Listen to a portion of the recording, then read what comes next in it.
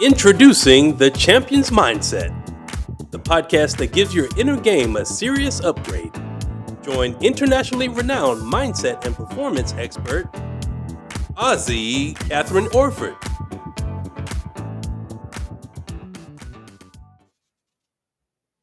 Well, hi there, everyone, and welcome. Welcome to another episode of the Champion's Mindset. Today, I'm so excited. I am going to welcome Deborah Johnson. Now, Deborah and I go a long way back. She's a nationally recognized author, inspirational speaker, and an expert in personal and professional leadership and development. She's got a unique ability to help people navigate life's transitions and step into their next season with confidence. Deborah's the author of Halftime Success and The Power of After. And in her work, she guides individuals to rediscover purpose, build resilience, and create success in the second half of life. Deborah, it is such an honor to welcome you to the show. So, welcome. Oh, thank you so much. I'm thrilled to be here. So how fun we were able to work this out. So thank you. I know. So, what inspired you to write Halftime Success, which was the first book, right? It's called actually Women at Halftime, but I have an affiliate program, Halftime Success, as well. But it's all about those who are at mid-career, halftime of life. I felt like they aren't maximizing their skills, their resources, and their experience really to create the best time of life. And what about The Power of After? How did that come about? Power of The After. newest one, right? Yeah, just out. Again, kind of some of the same messaging, but I also hit on some very basics because it's growing so much every day. Basics of AI, establishing your ideal lifestyle, your ideal business, and really talking about automation because people are very interested in how to work remotely, how to automate their business. And that's part of what my life is all about now too. I do a lot of travel, so I'm able to run business from anywhere. And so, how do you help people rediscover their passion and their purpose, especially if they're feeling stuck? Yeah, feeling stuck. I think a lot of that is to take a step back. A lot of it is mindset. And I know you talk a lot about champions mindset. Now, of course, in my background I still do presently quite a bit of work in music too, because I've been a professional musician. There's a lot in that champion mindset in you going on stage. If I'm going to be in front of a large audience, there's that moment backstage where you're thinking, okay, like me, how am I going to do? Am I going to remember all of my words and my music, everything, all of that? But the same thing happens when we are hitting the next part of our life. Can I do it? Is the world moving too fast? I can't relate anymore. Am I too old? Oh my goodness, that's a big one. So there's a lot in that mindset that happens. And performer, when you're talking about athletes, I know you've been in the dance, and I've worked with quite a few, and actually I have family members who are athletes, former professional athlete. That was my husband, and now athletes also in some of my family members. There's a real mindset there when you don't have that box and you don't have that sort of system together. Now you're creating your own system, and it's a whole different thing. How do you reinvent? So I kind of approach a lot of that is mindset and getting over that and journaling and spending time with that. Get a good coach. Get somebody who can really help you to that next step. So, speaking of mindset shifts, what are some things that can help people transition successfully into their second act? Couple of things is to, first of all, realize that the imposter syndrome is, you just need to throw that away. Yeah. It's there. It's very, very true. And embrace a growth mindset. And that's different than that stuck mindset, that you aren't afraid to take a step forward and learn. And listen. There are so many podcasts. There are so many books out, and tools out that you can learn and grow and be inspired from. And so that is a big step. Take time to journal. People don't Mm. stop, and I'm a doer. I'm a type A. Can you tell? I've also I've just done 5 batches of jam today. Peaches were ready at our house. Okay, so we had 5 batches of jam. So okay, but I'm so excited about being able to take a step back. Even if you're a doer and you're going to do all of this stuff, take that step back, spend time. I like the early morning hours. Take time to write a couple sentences, see where you're at, kind of see where you're moving forward. It really does pay off to be able to do that. Spend some time thinking, get some time to really see what do you really want to do, because people just do and they don't take a step back. You have a lot more freedom at this point of life. Halftime officially, it might be a little later now, but usually the internet always said it's age 40 halftime. But I'm Wow. really fast, okay? Really fast. But there are so many transitions that happen through your 40s to Mm. 45 to 50. There's a lot of transitions, but you end up having a lot of freedom. As if you've been in a career or you've had your education done, you have a lot more freedom at this point in your life. So you're able to make some of those decisions on, okay, what am I really wanting to do? I've seen people go into music at this point in their life. I've seen them go into, the arts. Oh, they've always wanted to, do this area of start it with a side business, just something a little Mhm. small. But, don't waste those years. Just don't waste them. Yeah. And I talk about, the 4 invisible saboteurs that undermine everybody and every team: the inner critic, negative boxes, and positive boxes and labels, really, because some people have trouble living up to expectations. Right. Um, Playing the compare and despair game. And the fourth one is the imposter syndrome. And I always say, just kick it to the curb. The same with the inner critic. Put it in the back seat. Don't let it be in the driving seat, behind the wheel. So, what tips would you have for people that, have had this burning desire to do something, as a youngster, and they didn't do that? They followed what everyone else said they should do. And now they're at a stage where they're going, am I too old? Or what if I'm not good enough? The whole imposter syndrome and inner critic thing. So, did you suffer from that? And if so, how did you get over it? And what would you suggest to our viewers? That's a great question, KATHRYN. That is a wonderful question, because it doesn't matter what level you're at. It doesn't matter. Yes, I have struggled with imposter syndrome.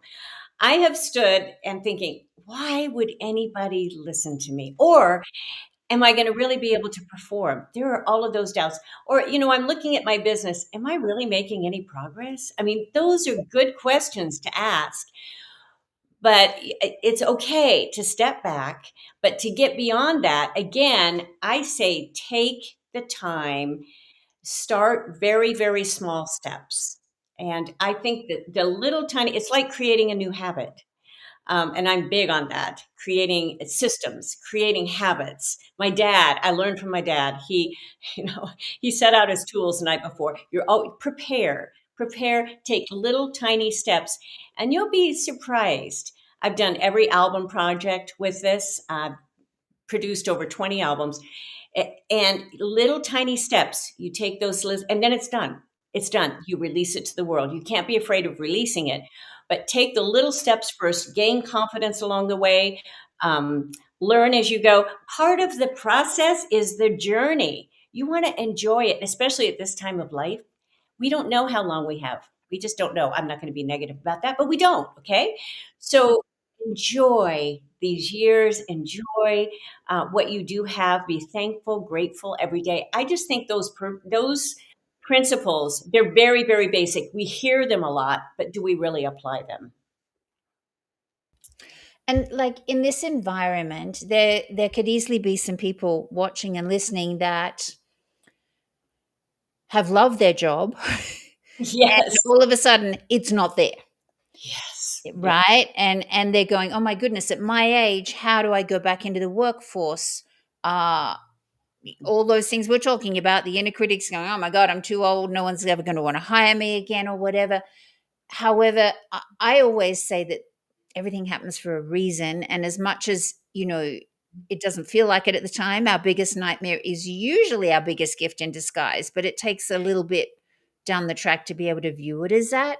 So what would you say to those type of people that really have never done anything perhaps other than, I mean, I know this era, I know someone was saying to me the other day that their son who's in college, when he was in high school, I think as a senior, they were saying by the time he graduates from college, the jobs that he'll probably be doing were not even created yet. But when we go back to our era, some people, not me and not you, but a lot of people have done one thing their whole life. You're right. So I would think there's people out there that are feeling a little lost. And it's like, well, what do I do now? Some will be in a position to actually give back, and they're in a financial position to do that and think, well, what would I like to do? Would I like to volunteer somewhere or whatever? But what about the ones that really are relying on financially, a job or starting a new business or whatever? What would you suggest to them? Yeah, that's a tough one. But again, yeah, especially if you've been in one area your whole life. I really suggest, again, this takes stepping back, looking at it logically, which is really hard to do. If you are panicked, all of a sudden there's so much fear. There's Yes. a lot of fear. Just fear. Like, what if AI is going to take all my jobs? What if all of this? I mean, there's a huge amount of fear. That's part of what I wanted to do, and I have done at the first part of this book, is take away the fear. Understand how it works. It's not going to take away the human element. The thing I really focus on is the importance of your soft skills. Now, some people, I have talked to people that have been in business for years. They have no idea what soft skills are. I say soft skills. What are those? Now, we know because we're speakers and we train people, but there's people that don't know. They just don't know, and they're afraid of it. So the hard skills are just all of those things that you've learned and you've taught. I've learned how to do music notation. I've learned how to write. I've learned all of these things that you've learned how to do, create documents, all of that. And AI can do a lot of that now. They can listen to something, you'll have it done. But the thing they can't do is be on a phone call when people ask me, can I just help talk through some of these things? The soft skills, listening, being able to mediate, being able to, when I get somebody, if I'm really having an issue, like I give an illustration of not being able to get an airline reservation, and it's so frustrating. I've got everything there, and I booked the airline that I got a live person on because Wow. I wanted a live person to tell me I got everything taken care of instead of the computerized going, here, click number 2, click number 4, click. I didn't want that. I wanted a live person. There are positions, and you need to step back and say, what are the skills I have? And this is hard to do. You might not be affirming yourself. And this is why get a coach, get a friend, get a mastermind, somebody around you saying, do you think I'm good at this? What do you think? Don't talk their ear off, but just kind of like put these things out. It's nice to get another little opinion and just to be able to identify some of those skills. And you'll be surprised. You may not be like looking for jobs and go, oh, do you need somebody that can do this? But there's going to be areas that open up that you feel, now I can do that. I understand now, but you have to step back. Again, there's that stepping back. Especially if you're type A, you don't want to do that. You want to just run ahead, but you want to step back and say, really think, what all these years of experience, what have I done really well? If you've sat in a cubicle for the last 30 years, able to be in the same cubicle, you probably have some people skills because you've been able to stay there and you've not been, shifted around like people complaining. But you might, okay, so I helped people in the office. I did this. You're gonna be able to step back, or I'm the one that always got the documents. I know how to finish. That's a huge huge skill. If you know how to finish projects and actually complete them, that's a skill. Okay. On time.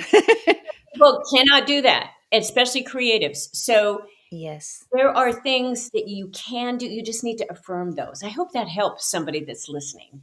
Yeah, absolutely. And I think we can never see ourselves the way other people see us, how Right. they perceive us. And I think it's a great idea to actually ask close friends, or if they've lost their job, ask former workmates and go, what do you feel were my strengths? What do you Yes. think, and what do you think made me unique? Like, what did I bring to the Right. table? Because we often don't even realize those things. We have, yeah, it's really hard to affirm you. Some people may not have a problem. You might, thank you. Yeah, congratulations.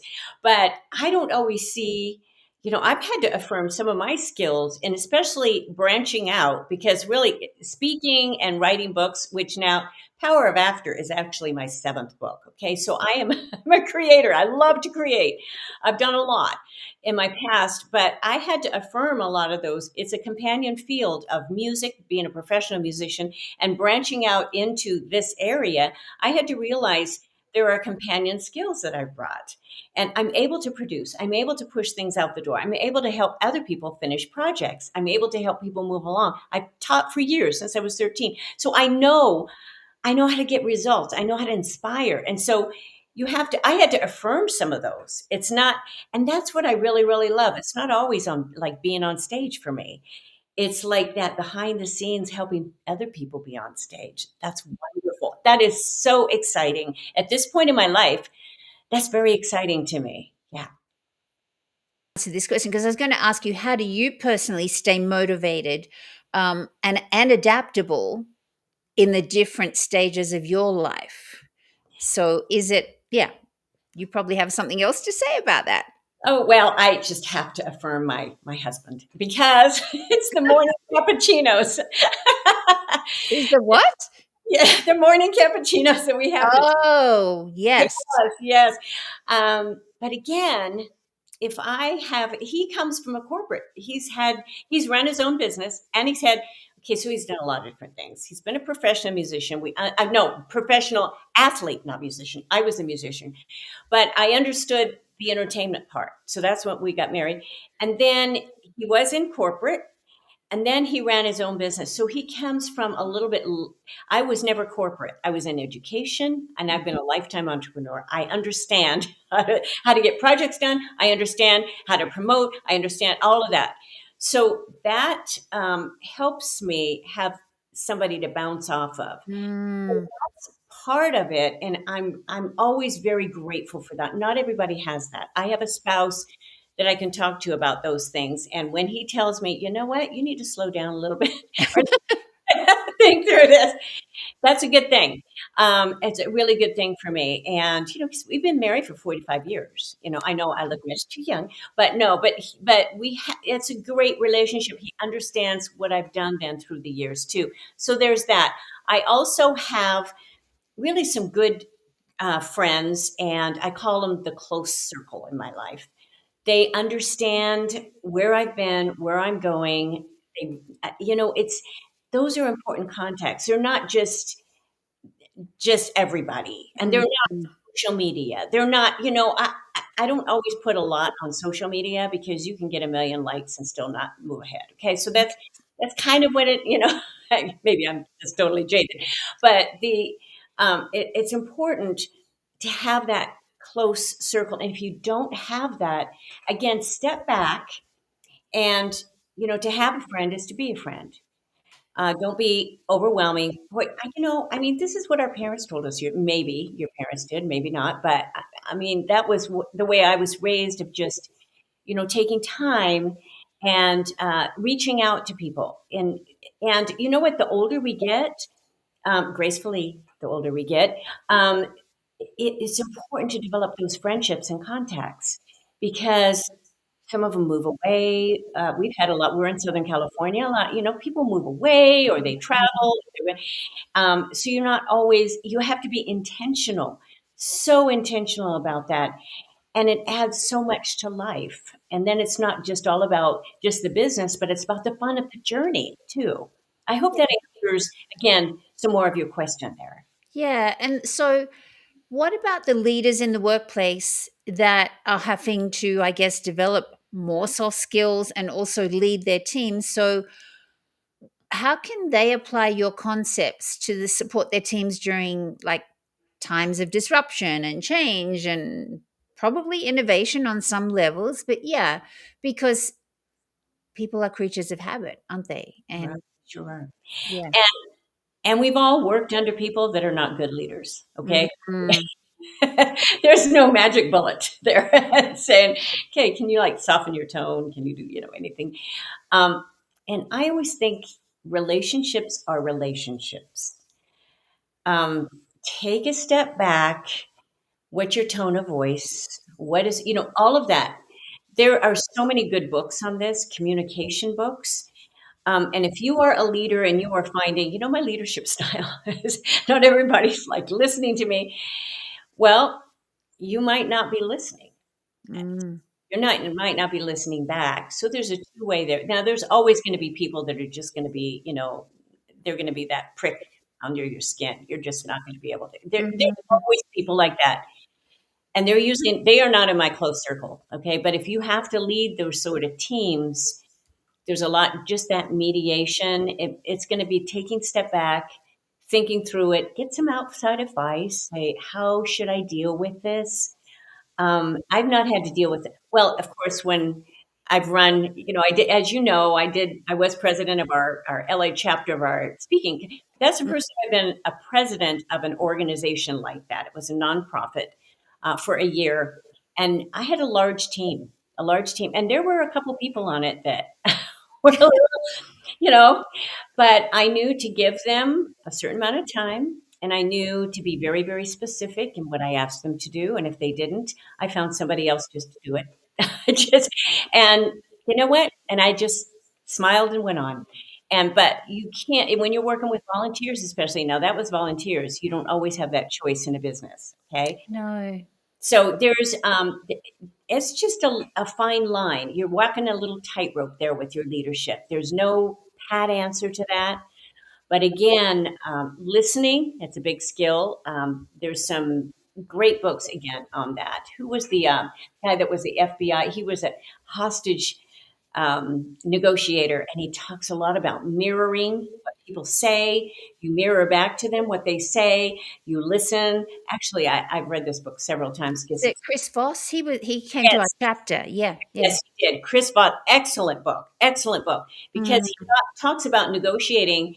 Boy, if you can negotiate with like a killer on the other line and get them, there's some good advice there. But it really talked. I just really remember about that mirroring, the talk, thinking kind of that outside of the box is always used too much, I think. But you have to listen.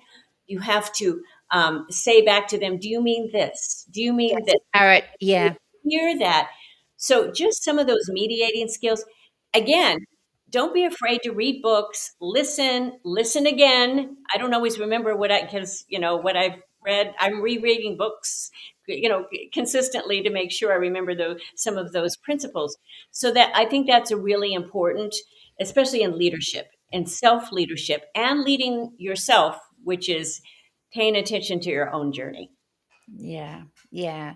And I think, I have a key phrase that I use, and, lots of people have used it, but it really resonates, I think, when you're leading a team. And that's people don't care how much you know Yes. until they know how much you care. And I think a lot of leaders these days have a very surface level relationship with their team. It's not necessarily deep. They don't, and I'll say to them, look, do you know their partner's name? Do they have children? Do you know their children's names? Do they have a pet?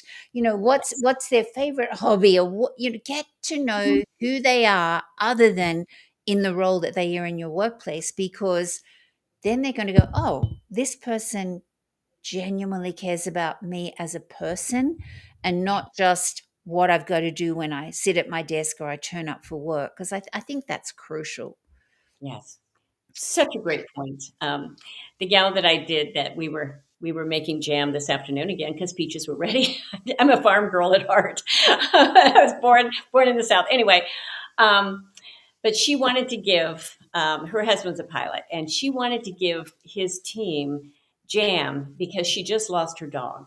And they were all so kind to him and kind to their pet, because it's like losing a family member Yes. when you lose a pet. But she wanted to appreciate them in a gratitude. And I guarantee that every one of those members will be so appreciative of that they were, compassionate to their boss, and now they get Now this she's actually saying thank you. Yeah, it's a two-way street, isn't it? two-way Yeah. street. Totally. And so you've got to be, as a leader, you're never high and mighty all the time. I know you can give, and you can and tell your team, yeah, I've faced loss too. So that's a big loss. And yeah, it's so understand what people are going through in their life. Now you don't want them to stay there forever. No. There are people that stay there forever, and I have very little patience with that. Yeah. But yeah, you've got to be able to move on. But if really, as a leader, you should understand that there are these things like that. Yeah. So what would you suggest to people? What sort of mindset shift did you have to make, and what could they make, as far as, they might be an empty nester and they're going, well, who am I without my children today? Because their whole identity has been this amazing mum that maybe makes jam and makes their costumes for their dance recital and turns up to softball or whatever. Yeah. So what sort of mindset shift would you suggest to, say, a woman like that? Yeah, that's a really great question, because it does affect you when those kids are launched and they're out. First of all, first of all, be thankful. First of all, be thankful they are launched. I tell you what, we've raised 3 boys. Be thankful they are launched and they are now contributing to society. So you can have a lot to be thankful for. And I have learned, because our kids now are just they're all over the country pretty much, so we have to travel. And so I'm not one of those people that get to see grandkids and get to see our kids. And that's kind of a little adjustment for me, a little bit. But I've had to accept the fact and be so joyful that they are doing well and they are thriving. But I'm intentional too about keeping the communication going. That's important. But I don't live down the block. I'm not asked to do all of these things, which actually I can run my business. It gives me more freedom. So, there's those areas that I think stepping back, understanding where you're at. I'm a mother-in-law to 3 beautiful women, but I'm the mother-in-law. I'm not the mother of daughters. And there's a difference. If you if you have sons or daughters, you know what I'm talking about. So there is a difference. And so understanding, I don't want that to hold me back. I don't want my mindset of like slipping into a victim. There's easy victim mentalities that all of us can sink into.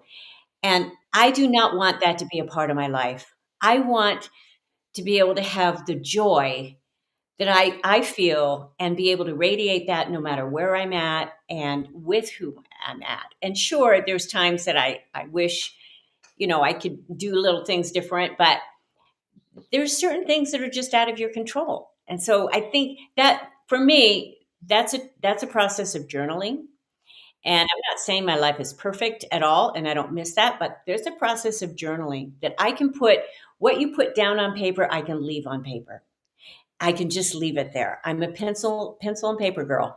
So I can leave it there. It's written down. I can leave it for the day. So I think that's an important part. I don't need to write pages. I just need to be able to understand that someone else understand. My husband will understand, but I'm careful, so there are adjustments, and just accept that's just kind of part of life. That we raise these kids to be independent. We raise these, we're going to, and what if you've lost your job that you've had for how many years, and that's all you know? Well, again, change. How do you deal with change? That's a hard one. Get some help, read some books, understand affirm where you're at, what your skills are, and really, what do you really want to do? Because all of a sudden you want to jump into something else. What do you really want to do? Are there options? Look at all the options.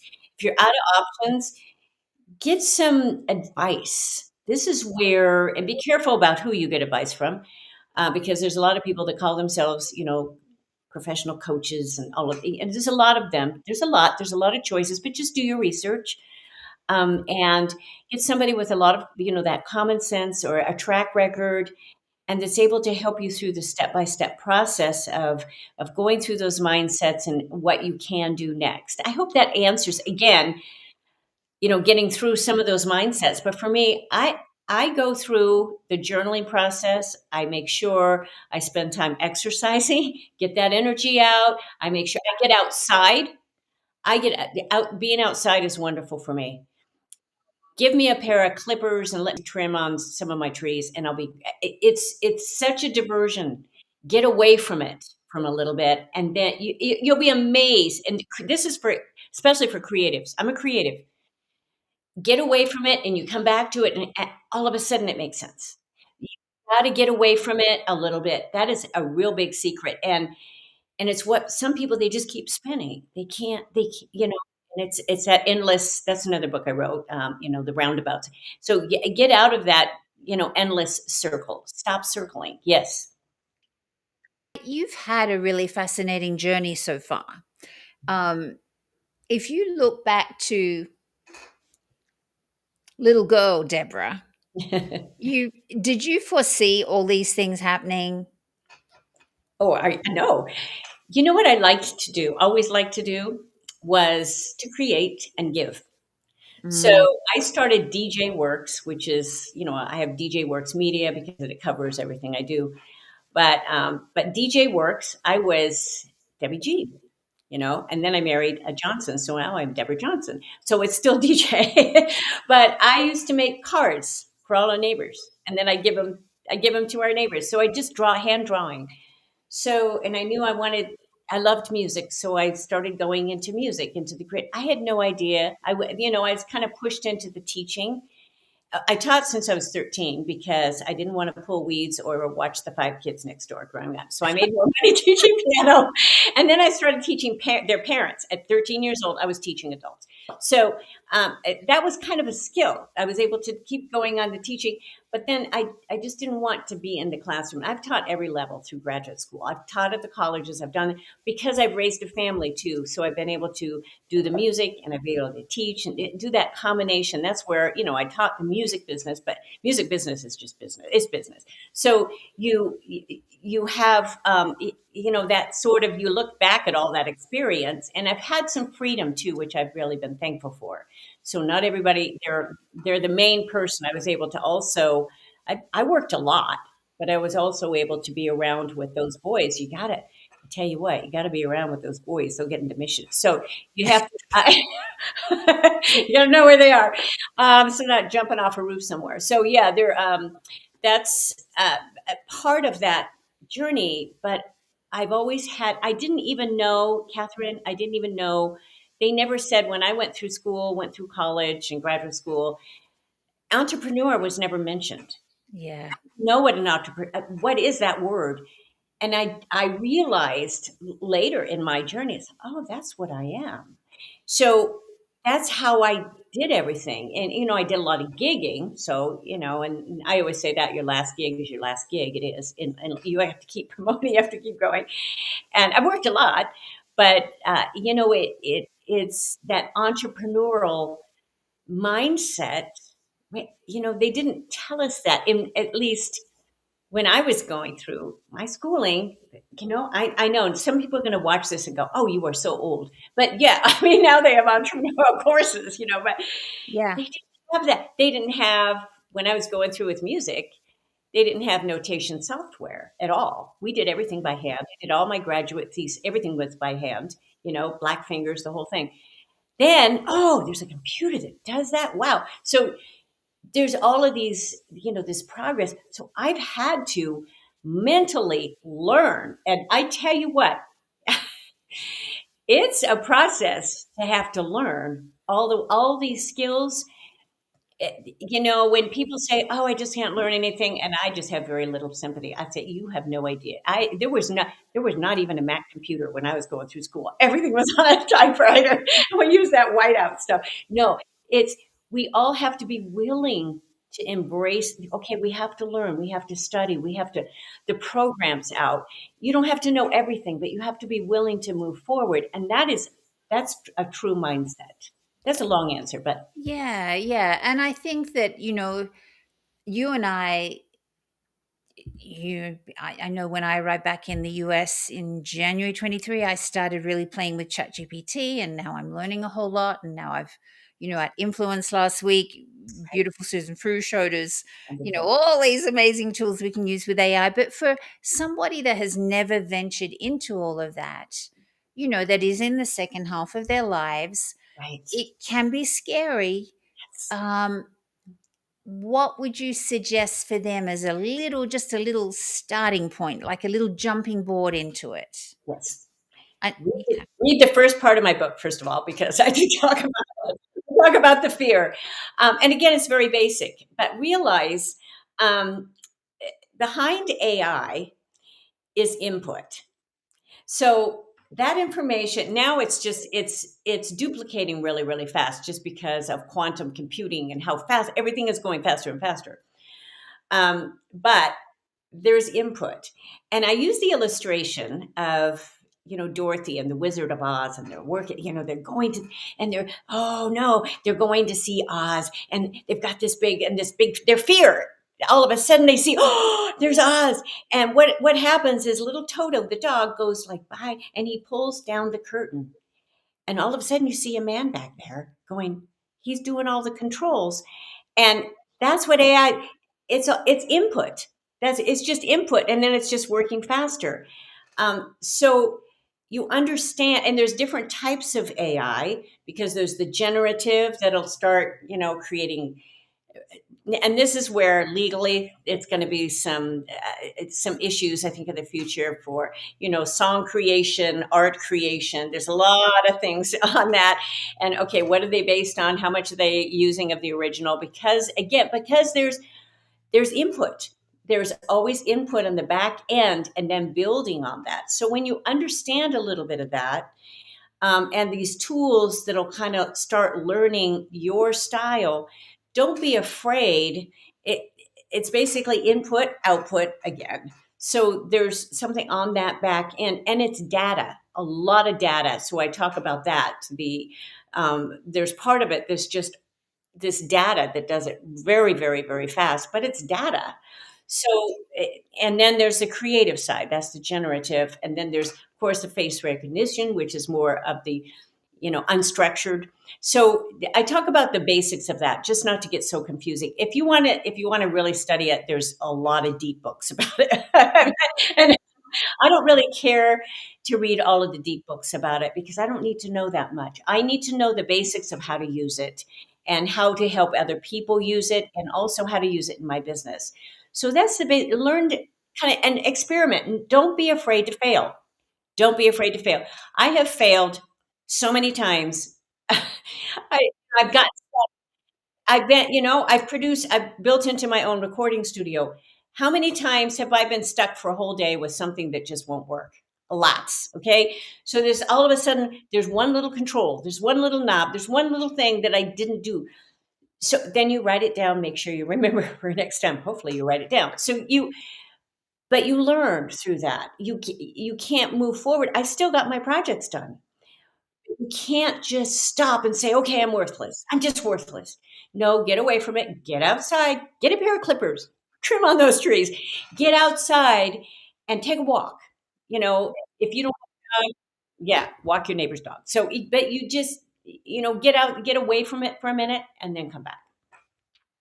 Now, speaking of the fact that you do mention that in your book, let's put your book up now, so that people can actually hear a little bit about it. I'll hand that over to Jason, my producer, and he will show all of our viewers how to get a copy and what it's about. Thank you so much. Discover how to turn life experience into purpose, impact, and momentum for your next and most meaningful chapter. Deborah Johnson's The Power of After helps you answer the crucial question, what's next?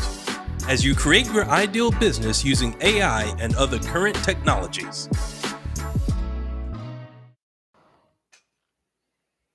So I have thoroughly enjoyed talking to you, Deborah. It's awesome. It was great to see you last week in Scottsdale because we're now in totally different cities. And Yes. I love that you're doing this because I think a lot of people in their second half, that I talk to, some of them are terrified of AI, and it's like, no, make it work for you. It's got its pluses. Yes, they'll work out the glitches and things as we go along, but I'm so glad you're doing what you're doing because I think there's a huge need. So I do encourage everyone, buy Deborah's book. And just do one thing, like, it's baby steps. It's like you didn't learn to walk by just jumping up and walking. You wobbled, you fell over, your inner critic didn't go, I suck at this, I might as well give up now. It's the same thing with embracing something new in your life, whether it's AI or whether it's actually, embracing retirement or an empty nester or perhaps entering the workforce in a completely different capacity. You're going to fall over, you're going to make mistakes, and it's about failing fast and failing forward. So Great advice. And I mean, you have an entertainment background too with dance and all that you've done, and you get it. I yeah, mean, you're gonna fall down. You're going to, miss different steps. It's exactly it. You can't just say, oh, I'm just worthless. And sometimes that's what we beat ourselves up, especially at a certain age. We can really beat ourselves up, especially women.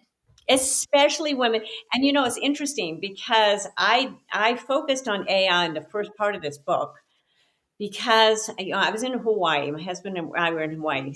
He said, you know what? I think you need to talk. You need to not talk about just these other areas because I've written a course about them. He said, you need to approach AI. I think this is a fear. And he was right. I thought, that means I have to do more study. So, but and how to say it in an easy way to understand. That's really hard to do. You need to say it in a way people can understand and not be afraid of it. And so And that's important. And I tell you, it's been a joy because I've been able to now talk to my husband a little bit more, who is not technical. He is not a technical guy at all. He's a numbers guy. I tell you what, tell him, and he's got it. But he has embraced it in so many areas now, and it was really fun.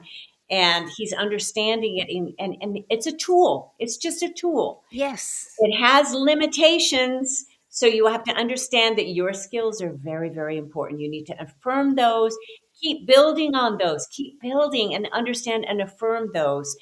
And, it's not going to take away everything. I hear more every day. I listen to a lot of podcasts. I read a lot. Every day there's different situations where we need you, we need people, we need especially people at that mid-career halftime. We need your skills, we need your experience, we need you have a lot more freedom, you've got that common sense many times that well, that's not going to work, I've tried that before. Come on. Yeah, so yeah. well, thank you again for being an amazing guest, and I do hope that people buy your book. Thanks. And you also have a website that we can pop up, I believe, as well, where if they'd like to learn more about you, because you do training, you do all sorts of amazing things and speaking, so that's going to pop up now. There we go. Thank you so All to much. your Yeah. life. Yes. Well, yes. Thank you so much. Again, you can contact me anytime, questions, but yeah, and there's a free download that comes with this too, like a 21-page. I always try to give lots of bonuses and extra. That's the educator in me. But I think that's important. I want you to have the tools. I want you to have the resources. I give away a lot. So thank you. Wonderful. Thanks again. And thank you, everyone, for joining us. And tune in next week where we will be talking. Actually, it'll be me because one week I have a guest, and next week it's me. And Yeah. I think I'm going to be talking about the fear factor, which will really tie in beautifully to what we've been talking about, and how to actually stick that fear in the backseat of the car. Don't have it behind the wheel. So thanks again, Deborah. And thank you to all of our viewers. See you same time, same place next week. And feel free to share this. Thank you, KATHRYN. Thanks for watching The Champion's Mindset with KATHRYN Orford. Don't forget to like, comment, and subscribe. See you next week.